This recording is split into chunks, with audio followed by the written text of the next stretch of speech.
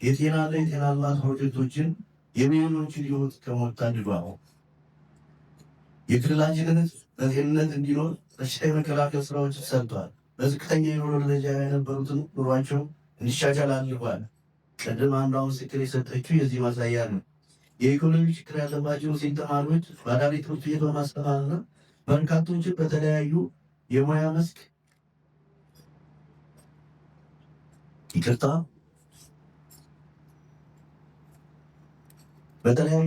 ያስመረቀ አንጋፋ ማህበር ለዚህ የስራ ክንውን ስኬትና አስተዋጽኦ በተለያዩ ጊዜያት በመንግስት በግብረሰናይ ድርጅቶችና በአገር አካላት ለማህበረሰብ ዘንድ ከፍተኛ እውቅና ያገኘ ማህበርም ነው።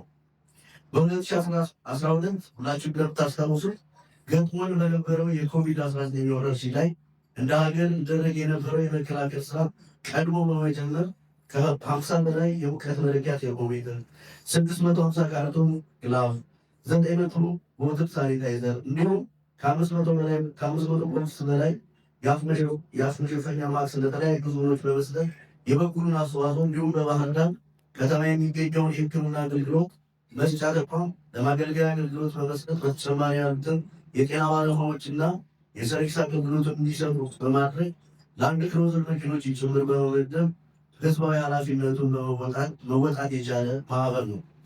ከኮቪድ በኋላም በነበረው የህልውና ዘመቻ ወቅት ጉዳት በደረሰባቸው የአማራ ክልል ልዩ ኃይል አባላት ማገገሚያ አገልግሎቱ እንዲሆንና የህክምና ተቋሙና የክልሉ ዋና አስከፊ በመስጠት ማህበራዊና ሀገራዊ ኃላፊነቱን የተወጣ ሲሆን በጦርነቱ ምክንያት የተፈናቅለው ለነበሩ ወገኖች በደሴ በዋግምራና በእብናት መጠለያ ቦታዎች በመገኘት የምግብ የአልባሳትና የቁሳቁስ ድጋፍ አድርጓል።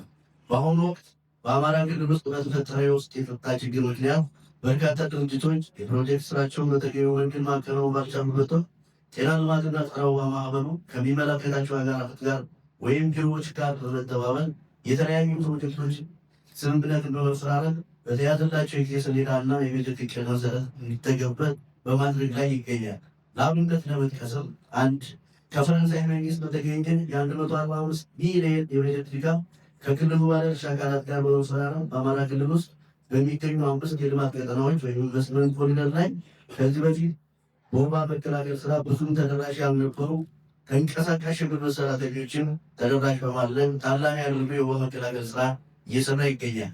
ሁለት በጤና ሚኒስቴር በኩል ከድሮ ማስፈን በተገኘ የ50 ሚሊዮን ብር የበጀት ድጋፍ በ10 ክልል ለሚገኙ 222 ወባማ ወረዳዎች ማህበረሰብ ተኮር የወባ መከላከል የባህሪ ለውጥ ስራ ለማምጣት እየሰራ ይገኛል። በጣም ይቅርታ።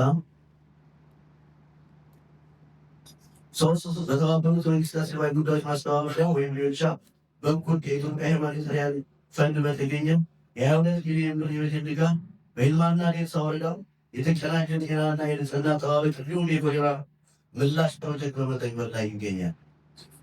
አራት ከዩኤስኤድ ፕሮጀክት ሆፕ ቤዝ ጋር በተገኘ የ165 ሚሊዮን ብር የበጀት ድጋፍ በአማራ በትግራይና በአፋር ክልል የማህበረሰብ አቀፍ የወባ መቆጣጠር ፕሮግራም ወይም ኮሚኒቲ ቤዝድ ማላሪያ ሰርቪላንስ በመተግበር ላይ ይገኛል።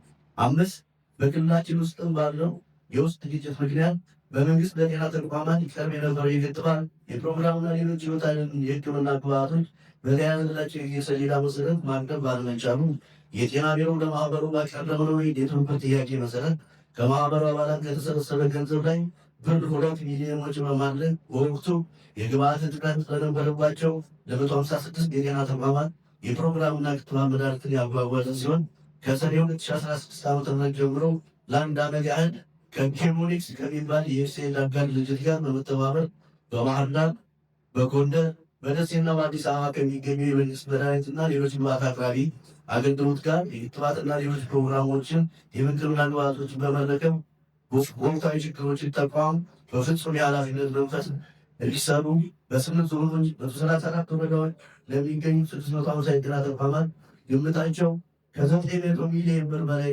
የሚገመት መሰረታዊ መድኃኒቶችን በማጓጓዝ ከ7 ሚሊዮን በላይ ህዝቦችን ተጠቃሚ ማድረግ ችሏል። ከ2018 ዓ.ም ጀምሮ የአገልግሎት አድማሱን በማስፋት ኤምኤስኤች ከተባለ ድርጅት ጋር የመግባቢያ ሰነድ በመፈራረም በአማራ በኦሮሚያና በቤንሻንጉል ጉሙዝ ክልል ላስት ማይል ደሊቨሪ ወይም መጨረሻው ተጠቃሚ ጋር የማድረስ ስራን እየሰራ ይገኛል።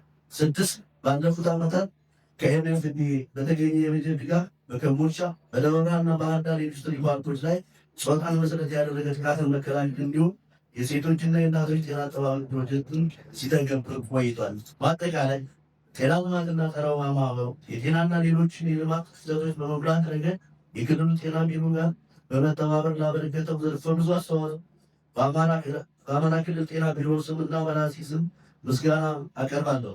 በቀጣይም በማህበሩ በኩል አመሰግናለሁ። በቀጣይም በማህበሩ በኩል የሚከናወኑ የጤናና የልማት ተግባሮች ተጠናክረው እንዲቀጥሉ በማረጋገጥ ረገድ የጤና ቢሮ የተለመደውን ሁለንተናዊ ድጋፍ በመስጠት አጠናክሮ የሚቀጥል መሆኑን በዚሁ አጋጣሚ አረጋግጣለሁ። በመጨረሻም መላው የጤና ልማትና ጸረ ወባ ማህበር አጋር አካላት፣ ሰራተኞች፣ አባላትና በጎ ፈቃደኞች መጪው የስራ ጊዜ የስኬት የውጤት እንዲሆንላችሁ ከልብ እመኛለሁ። ጤና ለሁሉም። አመሰግናለሁ።